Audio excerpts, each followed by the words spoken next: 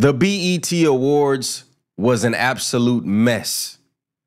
In this video, let's talk about Taraji mistaking Keith Lee and tearing up her teleprompter lines throughout the show, Usher's entire acceptance speech for his Lifetime Achievement Award being muted, all the female rappers that performed, including Megan Thee Stallion, Latto, Sexyy Red, Ice Spice, Glorilla, and the GOAT of them all, Lauryn Hill, Drake being snubbed in I don't know how many categories, and the Tyler Perry takeover. Now, let's start with Taraji P. Henson, who was the host of the show. She kicked it off with a rendition of Not Like Us, and this woman was not a very good host. Again, I don't mean to be overly critical. I don't even watch BET that often, but it was Sunday night. I found myself flipping through the channels, and I landed on the awards. And Taraji was, the teleprompter was giving her all type of fits. She was going off. Her expressions weren't matching her words because she was trying to act, but she was still trying to read her lines. It was very bad, honestly. She also mistaked Keith Lee for somebody, a brother sitting next to him. She said, well, I guess the teleprompter told her something about him being a Method Man lookalike. So I think when she said Method Man lookalike and looked at Keith Lee, she must have said, man, he don't really look like Keith Lee, and looked to the dude next to him and then said, I think you would rate this a 10 out of 10. Everybody knows that's Keith Lee line. Keith Lee is like a foodie reviewer on TikTok, social media. So then they're like, nah, you talking about him. And then they pointed to Keith Lee and then they're like, oh, I'm sorry, but you fine too, right? So she kind of hit on Keith Lee with his wife sitting right there, right? So that was a very awkward moment. I know it went very viral on social media. Also, Usher's entire acceptance speech being muted. This man got a Lifetime Achievement Award. You had this whole show dedicated to him. You had all these tributes, which were all female, by the way. I'm not really sure why they didn't have any more males to perform to tribute Usher. Again, I've been around since Usher dropped My Way, and he inspired a lot of male R&B artists, right? And I think that's why that there should have been a little bit more emphasis on that. But this whole award show seemed to be the BET Female Awards, honestly, and I'll talk about that when I get to the rappers, the female rappers. But so what? Usher cursed a few times. I thought they could have just, filled in the blanks like they do anything else live, but they were cutting out whole 30, 40 seconds, 50 seconds. I mean, my TV was going mute for over a minute, 2 minutes. It just very tacky. It's not very good. If that was the case, maybe you should have told Usher, hey, whatever you do, just don't curse so we don't have to mute your acceptance speech, right? But Usher wanted to let y'all know it was real, so he just said what he had to say, right? As far as the tributes to Usher, I thought they were very good. I thought Tiana Taylor and Victoria Monet, I thought there was almost all of the tributes were great. I just felt like they could have used, I know Chris Brown probably wasn't available, but there's a lot of Omarion. There's a lot of R&B dudes who've been around for a while.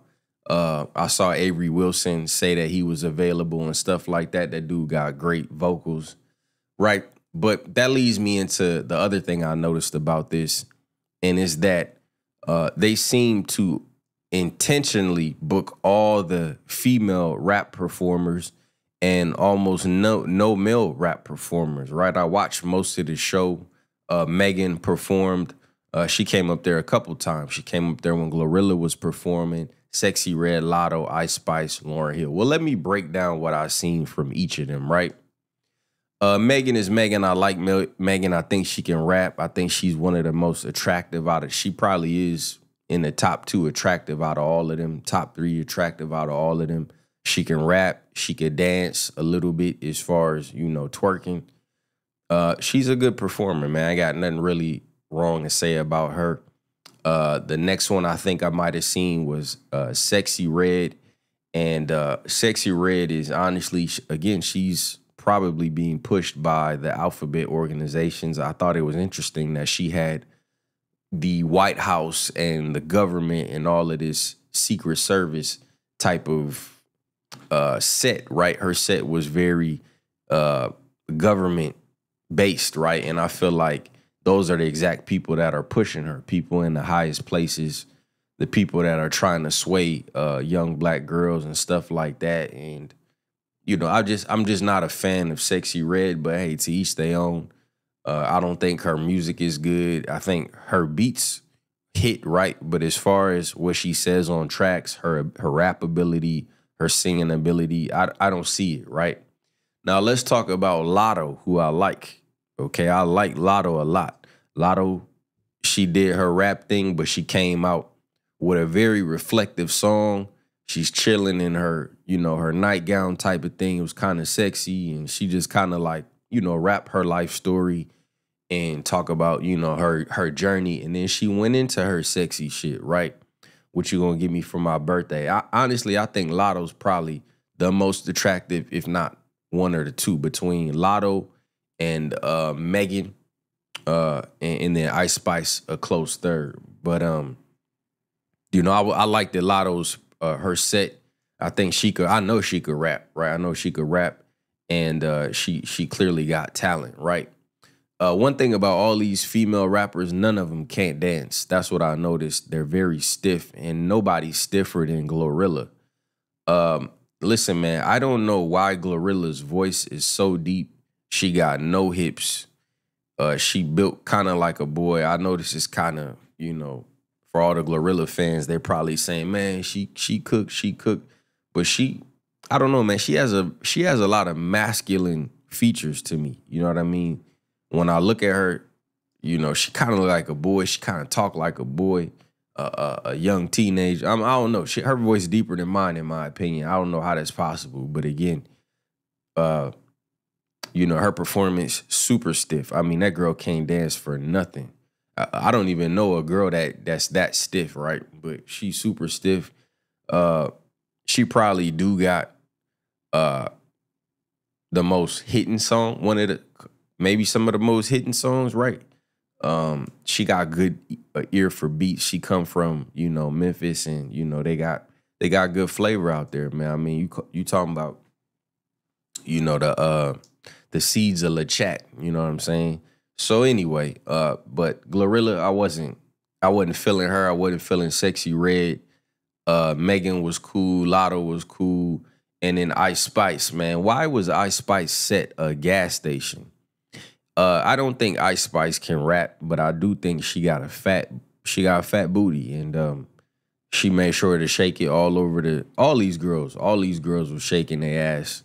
That's pretty much they dancing was the twerk. And that goes back into, the irony of all of this is that the push for the female rapper to me has more to do with the powers that be are trying to take over young women, young girls. They say nation building begins with women because women birth the men. And so if you can get to the women and corrupt the women, keep them single mothers, keep them baby mamas, keep them unmarried, keep them sleeping around with 50 different people, and keep them saying, I don't need no man, all I need is me, and get them going the other way even, you know what I mean, liking girls, then you've pretty much, it's a major attack on black people in this country, in my opinion. The push, yeah, there's men who did the same thing for years, right? They pushed gangster rap, they pushed killing their brothers and sisters, but we always had conscious rap too, right? But they're not gonna get up there. You're not gonna see Rhapsody up there with all of these girls, right? People are gonna say, I ain't trying to hear that. I need something I could shake my ass to, right? So there's that, right? Then to end it all with Lauryn Hill, right? Which is super ironic to me because she brought up her son, and she was basically saying, hey, bring them some consciousness. And she rapped some of her songs and stuff like that. Lauryn Hill always been known as a conscious female artist, singer / rapper, right? To me, she's one of the best rappers. The Score is one of my favorite albums. The Miseducation of Lauryn Hill was a classic. Vocab, she dropped a clean verse on the song Vocab. None of the vocab, none of the vocab. Some of y'all don't really know that song. That's a little bit over, again, I'm much older than a lot of people. I remember when the only female rappers around was Da Brat and Lil Kim, right? And then you had, Missy and MC Light, of course. And I'm not here to name all the female rappers, but like Salt and Pepper. But again, it's very different now. There's a big push. And you look at Megan, Lotto, Sexy Red, Ice Spice, Glorilla, they all making ass shaking fucking nigga music, right? Ratchet, shit for the ratchets, right? Women with tattoos all over their body, with weave, with long fake nails, long fake eyelashes, pounds of makeup, just everything, just a lot of fake stuff, right? So I wasn't feeling that, man. I seen the clear agenda, right? They want the men to be women and the women to be men. And that's why Glorilla sound harder than a lot of these dudes. That's why, there was nothing but basically women performing last night at the BET Awards, and even just rap women right now. Tyler, let me talk about Tyler. Make me sweat, make me water. Tyler is fine as hell, okay? That woman is very beautiful. I like how she talks. I like how she speaks. She can sing. She's a great performer. She got the instruments. Now that's something that's Tyga is somebody that you need to perform at your awards. Tyler, I'm sorry. Tyler, even though the beginning of her set looked like a tiger, right? But Tyler is one of the artists that, again, she could get down in any era.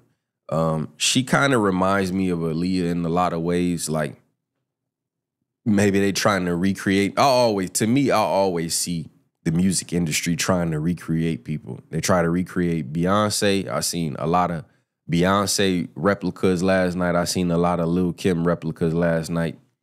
You see the Aaliyah replicas for years. You've seen them, right? And so Tyler kind of reminds me of that. But again, that woman really know how to dance. She can dance. She could twerk. You know what I mean? She know how to move her hips. And she got up there and she repped for Africa. I ain't mad at her, right? But to me, this whole BET Awards kind of signified the Tyler Perry takeover. I guess he's doing a movie called Divorce in the Black or something like that.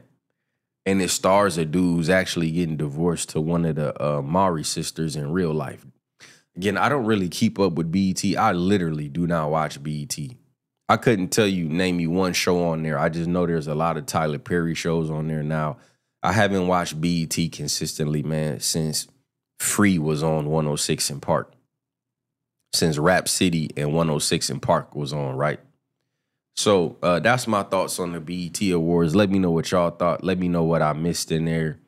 I'm sure there is some, I don't know how Victoria Monet on My Mama won Video of the Year. I have no idea how. I thought Drake got snubbed, and I've been very critical of Drake. People know I rocks with Kendrick, tough. But the way Drake was in some of these categories, and I'm listening to the other songs, and I'm like, ain't no way that these people was winning over Drake like that. But again, I think BET was just trying to go with the trend, what's trending right now. But overall, I watched it. I guess I was entertained by all of the craziness and tackiness, and Taraji P. Henson destroying all her lines and her lines not matching her expressions. So anyway, let me know what y'all thought in the comments. It's the baddest brand in the land, Champ's Eye.